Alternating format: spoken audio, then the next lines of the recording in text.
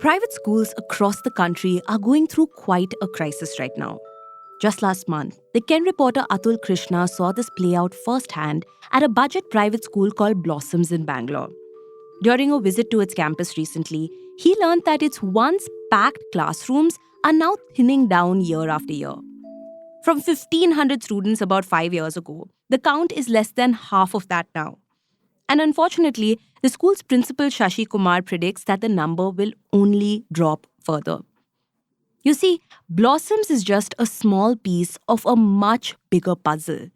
Between 2023 and 2024 alone, overall school enrollments across the country registered its steepest drop in 5 years. The enrollment numbers dropped by, wait for it, 10 million. And strangely enough, private schools, which make up less than one third of all schools in the country, saw a drop of over 2.2 million student enrollments. That begs a rather obvious question. Where have all the children gone? Are they all suddenly being homeschooled? Well, no, because as of 2023, India recorded only 72,000 homeschoolers. Experts say one reason for the dip is a change in the government's approach to collecting data for the UDICE Plus. That's the Unified District Information System for Education Plus, which is a government platform that collects data on school teachers and enrollments. People in the education industry say that this database ended up leaving out a bunch of schools that either didn't comply with the new data collection requirements, as well as the ones that weren't listed in official documents at all. But there's a much bigger reason behind the growing number of dropouts. It's something that's been spoken about extensively since the COVID pandemic: the learning crisis. For a lot of schools, things have just not been the same since the pandemic forced them to lock up their classrooms and turn to virtual teaching. Somewhere between all the online classes, something was lost in translation. There were massive gaps in learning that up until now, schools are still struggling to fill. The interesting thing, though, is that government schools are shifting gears from being broken and behind. That too in a country where even the poor are desperate to escape the tag of having learnt at these quote-unquote crumbling state-run schools. Somehow, private schools are performing even worse. Clearly, something in the system has gone horribly wrong. Welcome to Daybreak, a business podcast from the Ken. I'm your host Rahil Philippos, and I'll be joining my colleague Snigdha Sharma every day of the week to bring you one business story that is worth understanding and worth your time.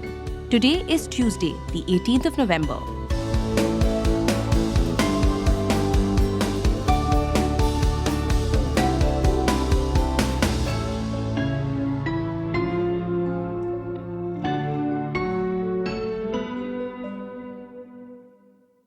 Up until about 5 years ago, Bangalore's Bagalkunte locality had only one private school, Blossoms, which we spoke about a little while ago. But today, right now, there are at least 5. Now, this is playing out in localities across the country. More and more private schools are mushrooming all over the place, and now they are starting to cannibalize one another. But think about it, that doesn't really add up, right? If a student is simply leaving one private school and joining another in their locality, the overall enrollment data should still remain the same. And yet, there is a drop of over 2 million students. It also isn't that they're just moving to government schools, because the enrollment drop is quite steep there as well. Now, this isn't a pan-India problem. While 3/4 of the institutes under the Karnataka Associated Managements of English medium schools are seeing a drop in enrollments, a similar body in the neighboring state of Tamil Nadu reported an uptick in enrollments in the 2,000 schools it represents. And something similar is playing out in Kerala as well.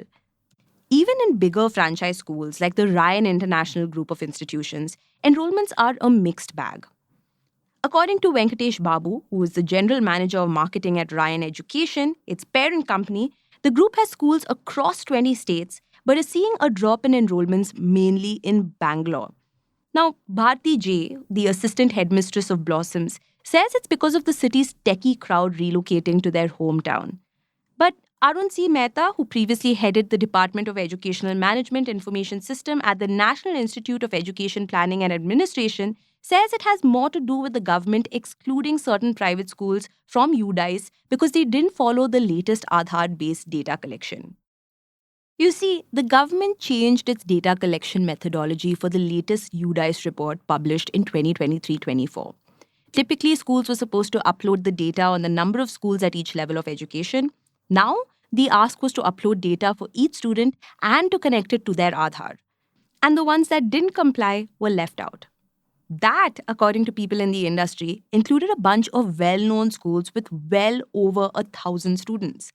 And then added to that are about 4.9 million students in India who study at unrecognized schools, the kinds that don't have a government license. As if this burden weren't enough, private schools also fell terribly short in meeting students' and parents' expectations while coming to terms with post-COVID life. Meanwhile, their government counterparts had already zoomed past in preparing their students way better. Stay tuned.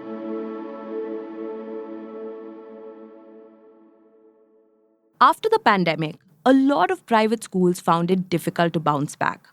Education, after all, was one of the most affected sectors. Many schools reported a huge gap in learning. Take Ryan School, for instance. It found that its Class 1 students couldn't write what they learned in kindergarten during the pandemic years. A lot of students were not clear on basic concepts that they should have learned in previous classes. So, after COVID, when kids finally returned to classrooms, these schools had to rebuild from scratch. Even the student-teacher rapport wasn't the same anymore. Some schools provided remedial classes to bridge that learning gap, which meant a Class 4 student was studying Class 4 textbooks in the morning and revisiting Class 3 textbooks in the evening. But not everyone could handle this. John Arokya Prabhu, manager of St. Mary's School in Chennai, recalled it being a very difficult phase. Only above-average students showed real improvement. Meanwhile, at Ryan, some students didn't even attend online classes and examinations. Now, given the quality of teaching, one would expect private schools to continue providing better education, right? But all that progress, be it in terms of reading, comprehension, or arithmetic ability, seems to have vanished into thin air. On the other hand, government schools were undergoing a makeover. They were receiving a lot of organized support during the pandemic, all of it to ensure that the learning continued. Government teachers, even in the remotest of villages, were getting creative. They were doing things like having blackboards installed on walls or renting loudspeakers to broadcast lessons. And the results say it all. The Annual Status of Education report found that only over 1/3 of Class 3 students in private schools could read a textbook in 2022. Compare that to 2018, when over 40% of students could do the same. It's also not a perfect record for government schools here.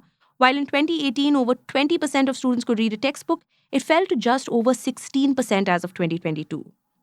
Meanwhile, the National Achievement Survey 2021, which tests students in languages, math, environmental studies, and social sciences, found that government schools outperformed private ones in at least half of India.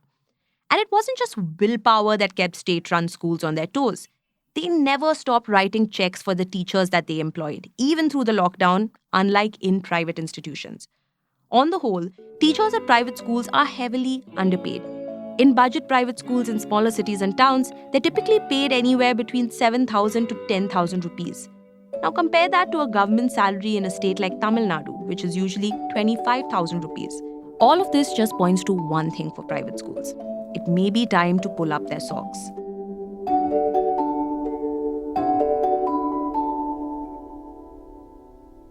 Daybreak is produced from the newsroom of The Ken, India's first subscriber-focused business news platform.